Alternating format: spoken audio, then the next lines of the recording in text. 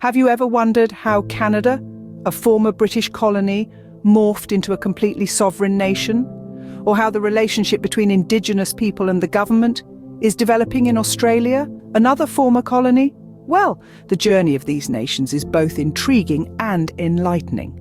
Dial back to 1981. The Canadian House of Commons and Senate passed a resolution requesting that the British Parliament enact a package of constitutional amendments. The goal: to end the last powers of the British Parliament to legislate for Canada and to create an entirely Canadian process for constitutional amendments.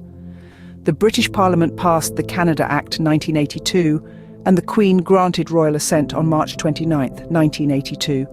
This was exactly 115 years to the day since Queen Victoria granted royal assent to the Constitution Act 1867. On April 17, 1982, the Queen signed the proclamation on the grounds of Parliament Hill in Ottawa. This brought the Constitution Act 1982 into force, thus patriating the Constitution of Canada. This was a significant step towards Canada establishing complete sovereignty as an independent country. The Constitution Act 1982 also enacted the Canadian Charter of Rights and Freedoms. This charter is a constitutionally entrenched Bill of Rights, applying to both the federal government and the provincial governments. This patriation of the Constitution was Trudeau's last major act as Prime Minister before his resignation in 1984. Fast forward 3 years to June 23, 1985. Air India Flight 182 was destroyed above the Atlantic Ocean by a bomb on board.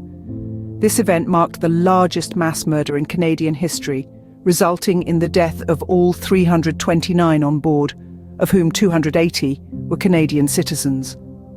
Amidst these events, the government of Brian Mulroney began efforts to gain Quebec's support for the Constitution Act 1982 and end Western alienation. This led to the Meech Lake Accord talks in 1987, seeking constitutional changes favourable to Quebec. However, the failure of the Meech Lake Accord resulted in the formation of a separatist party, Bloc Québécois. The constitutional reform process under Prime Minister Mulroney culminated in the failure of the Charlottetown Accord, which was rejected in 1992 by a narrow margin. Meanwhile, Canada's relations with the United States began to grow more closely integrated under Brian Mulroney. Now let's shift our gaze to Australia. In October of 2023, Australians will vote in a compulsory referendum. The aim of this referendum is to enshrine in the Constitution a mechanism for Indigenous people to advise Parliament on policies that affect their lives. Supporters argue that this would recognise Indigenous people's special place in Australian history and give them input into government policies. However, opponents fear potential legal uncertainty and believe it would divide Australians along racial lines without addressing the severe inequalities faced by Indigenous people.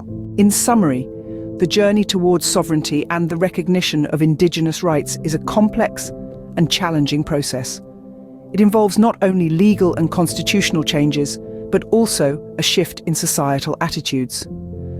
As Canada and Australia demonstrate, this journey is far from over, but each step taken is a step towards a more inclusive and democratic society.